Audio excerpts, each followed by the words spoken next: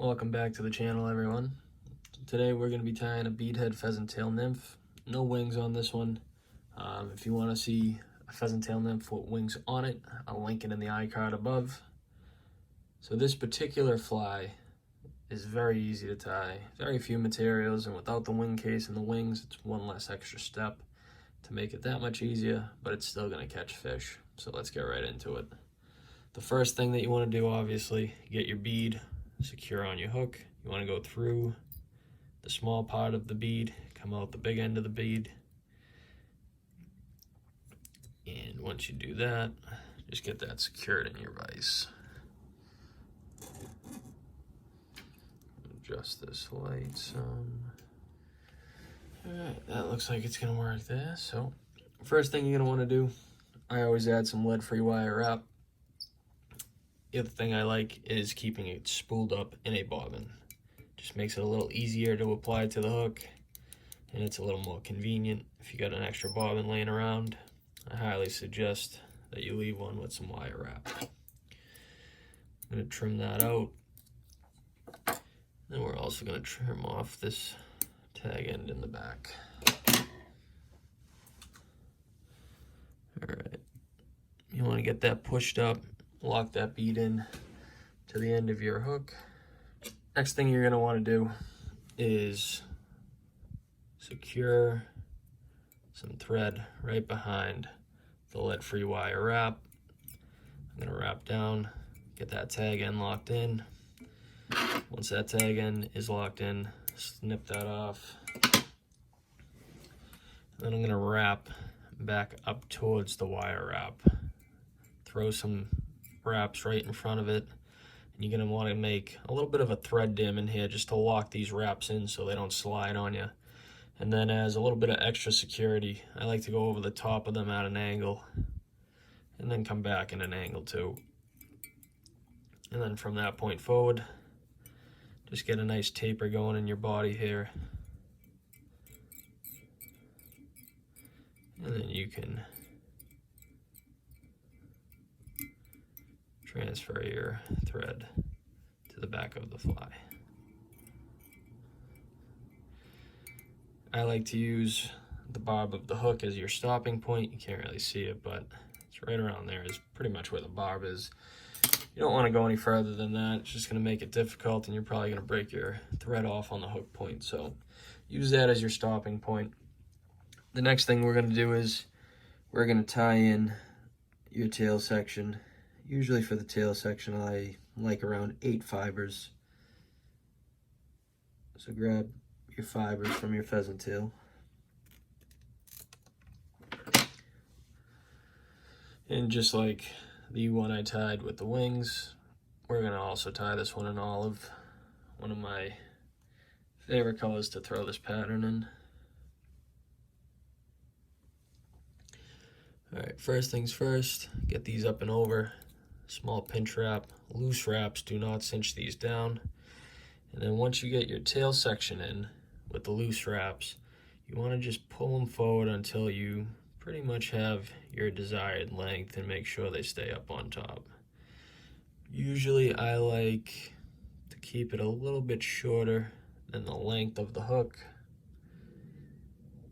And if it's not exact, the fish don't care. Once you get it where you want it, I just cinch that down, wrap those in nice and tight, make sure those splay out nice, and that looks good. So the next thing you're going to do is you're going to want to tie your fibers all the way in. I just like doing this because it keeps the taper of the fly going in the right slope towards the bead. And then once you get to the bead, you can take your scissors, trim out your tag ends, and just wrap those down and secure them in. Now working our way back, we're going to stop midway, and this is the point where you're going to add your wire in for wrapping over the fibers once we make the body section.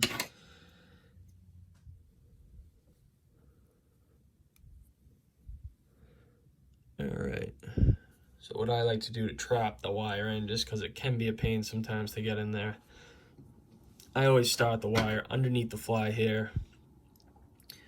That makes it easier to trap with the thread. And then once you work your way down,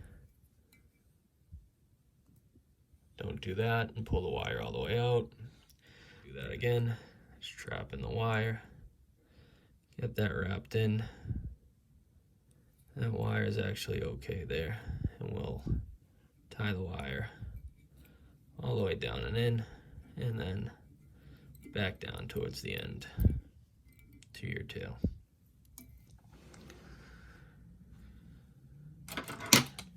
As you can see in the fly, you have a little bit of a taper. The whole body isn't the same thickness.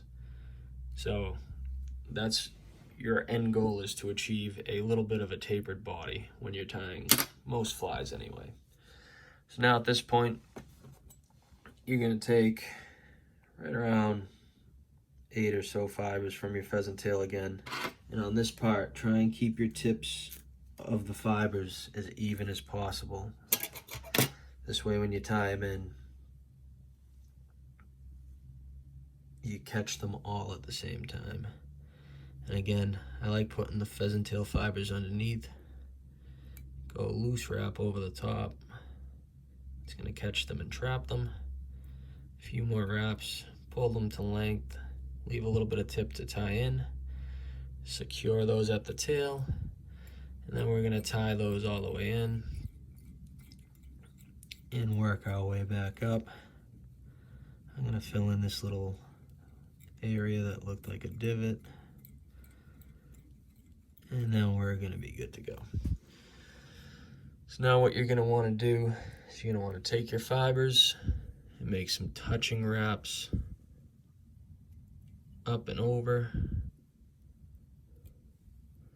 Try to keep your fibers together, don't let them spread apart. If they do spread apart on you, start the wrap over, just take your time with it.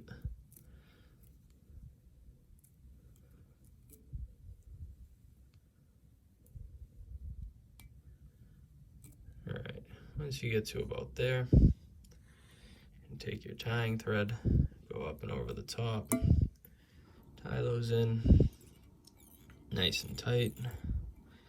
Then you can pinch all these butt ends and trim them out.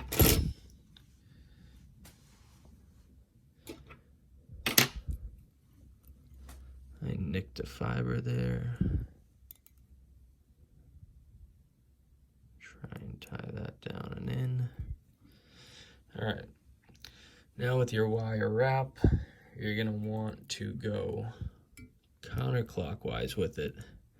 And what this is gonna do is, because it's going in the opposite direction of your pheasant tail fibers, you're now locking them down and in nice and tight to your fly. Plus it's gonna add a little bit of durability.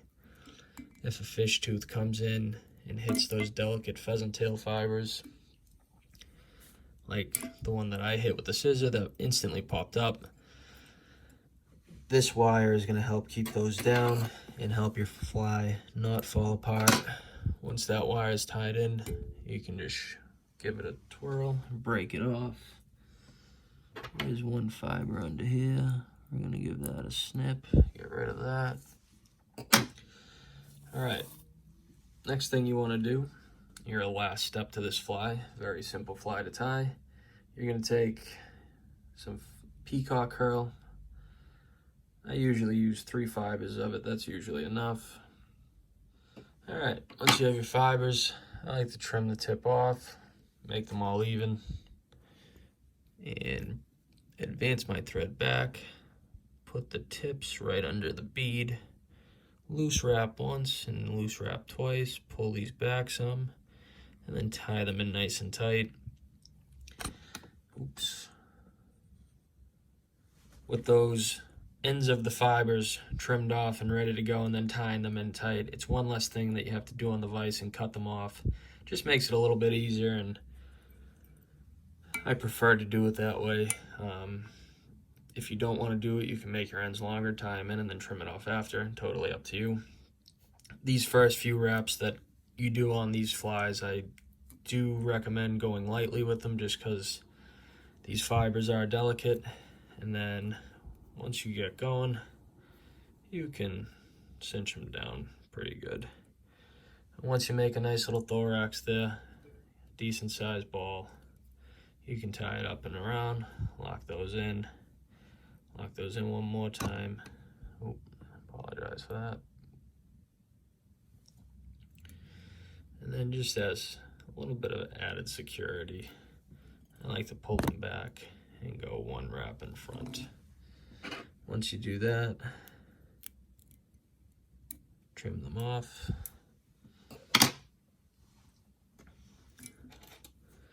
And then I'll come in with a whip finish.